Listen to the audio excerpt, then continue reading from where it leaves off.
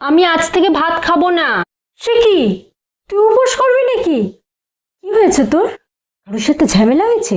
উপোস করব না, জাস্ট ভাত খাবো না। A few days later. ভীষণ চিন্তায় আছি। আমার মেয়েটা দিনের পর দিন না খেয়ে রয়েছে, ডায়েট করছে। না, একদম না খেয়ে নয়, ভাত না খেয়ে। ও আচ্ছা, ডায়েটে একটু ভাত রাখা যায় বলো? দাঁড়াও, আজ আমি ওকে ভাত খাওয়াবো। তোর খাবার এখানে, এই যে খাবার দিয়ে দিয়েছি।